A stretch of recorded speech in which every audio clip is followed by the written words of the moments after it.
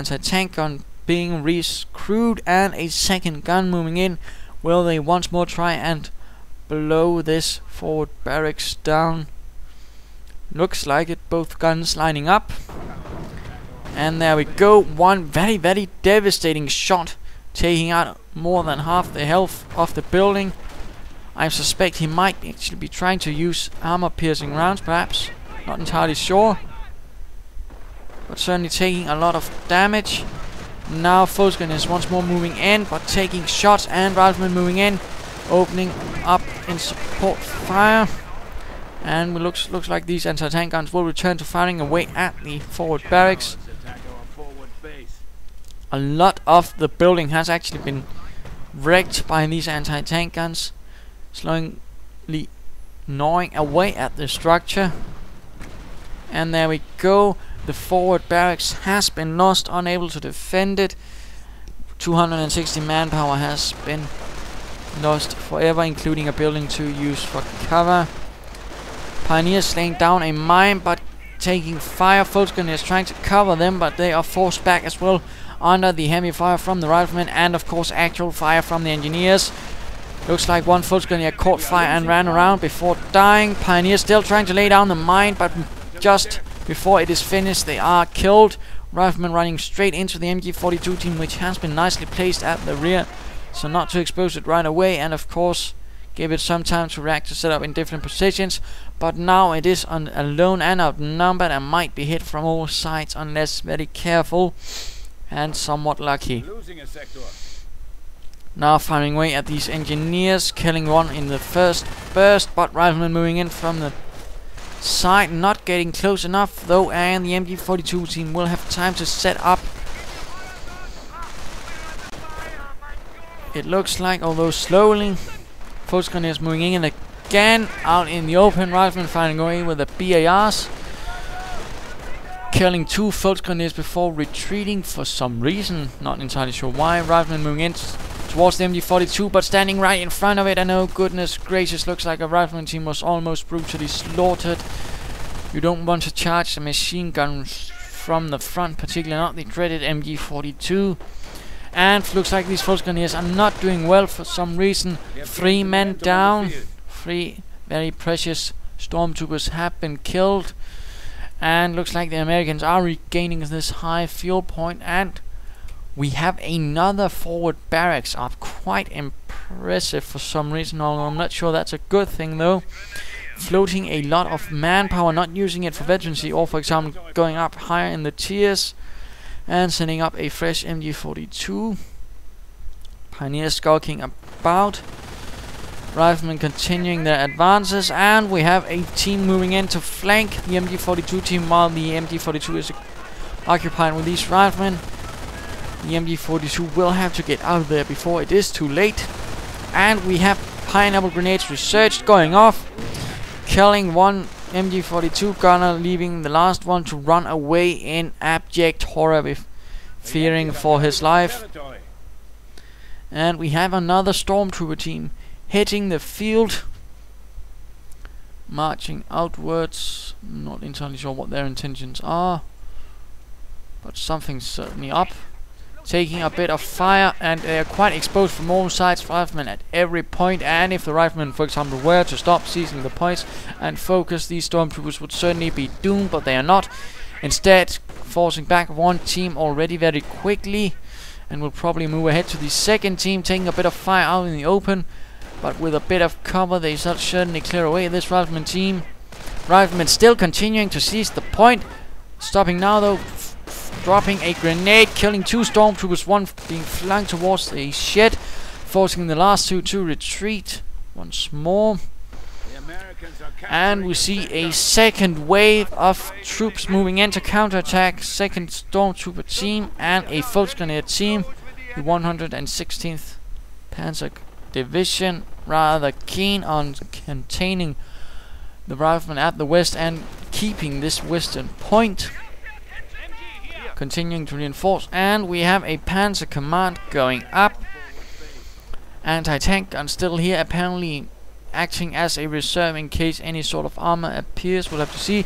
Riflemen heading the MG42 team from all sides, clearing out the gunners. One man left. Will he also be killed?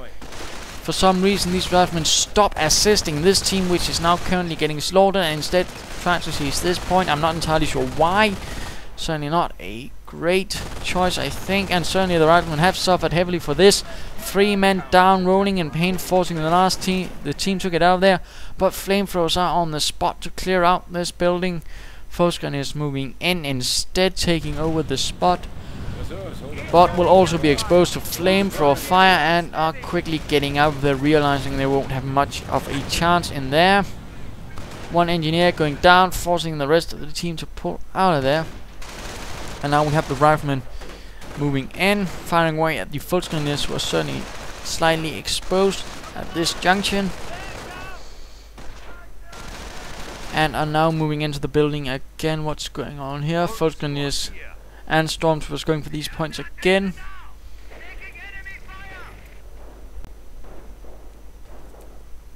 And an Ostwind. Certainly no huge surprise there, I suppose. Although I personally probably would have gone for a Panzerfall in this case. But that is his choice, and we'll have to see how that goes. Anti-tank guns moving in, probably expecting some sort of armored push by now. Numerous riflemen and some engineers on the go as well, and come to think of it, looks like he actually has 5 to 6 teams. In fact, let's go check on Mr. Mema's 4th Infantry Division, while Helliar's 116 continues the fight. We see, yes, 5 rifleman teams, 2 engineer teams, and 2 anti-tank guns. No company chosen yet, no doctrine, and no upgrades currently going on. Quite a bit of manpower and fuel, and a great deal of munitions. Incredible large munitions. Going infantry or airborne here would certainly net him a lot of howitzer strikes or strafing runs, but instead he goes for armor. Quite interesting. Quite interesting. Certainly not what I would expect it.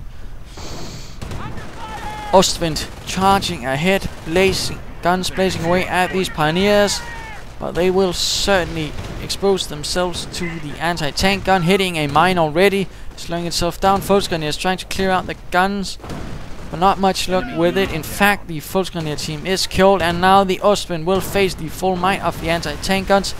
Gun wrecked and crew members flying out of the wreckage. Certainly not a good time for the Wehrmacht commander. And we have some riflemen taking heavy losses to a bundled grenade and forced to retreat in the face of these elite stormtroopers. But these stormtroopers not looking good either, and would need some healing and reinforcements. Still no Kampfplatz center up for the Wehrmacht commander. I'd certainly have imagined him going for that with all his infantry and of course stormtroopers. Riflemen setting up right here in a defensive position. A bit curious, since it's better used for machine guns, considering there are only that few windows here. Of course, both BARs caught fire, so not all bad, I suppose, but still, I'd have preferred a machine gun there rather than riflemen. Anti-tank guns inching forwards again under supervision from the riflemen, while the rest are here getting ready.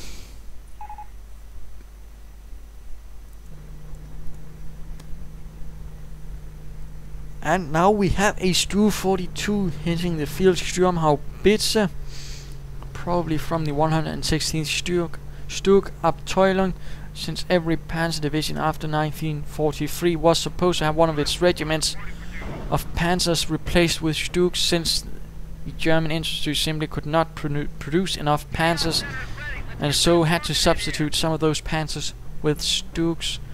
Only very few divisions could actually get away with getting full tanks instead of having to replace them with Stuks, in fact. The Panzer being one of them, I do believe, but I might be wrong. Stuk going straight into things. I'm not entirely... This is not a good idea. You don't want to throw a Stu 42 into it without support. And it's circling around, but Grant, because it is an assault gun, circling around won't do it much good, and it's right in the front of the anti-tank guns. One kill, but nothing more beyond that, and anti-tank guns knocking out with the second shot, clearing out the anti-tank gun before it goes bust right in the hedges.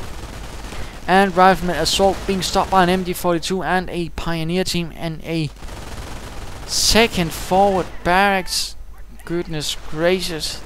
Helliar is setting up a lot of forward barracks, and I'm not entirely sure why he's doing this. It's certainly a lot of manpower that could have been used for something else, like say a Kampfkraft center or troops or bunkers, for example a medical bunker. Something perhaps a bit more useful and less redundant. Stormtroopers being caught out in the open by these riflemen. Probably going to drop another button grenade. Yes, there we go. And riflemen suffering heavily and clearing out the entire team. Quite a good deal of luck with these button grenades, it seems, for these stormtroopers. And of course the second team, the second SS Panzer Grenadiers, having been quite the boon to the 116th Panzer Division troops. And we have the other team still not healed, still not reinforced, looking quite bad in fact. At least a Kampfkraft center with some veterancy might at least help them out in the long run, but apparently that is not what Helliar thinks.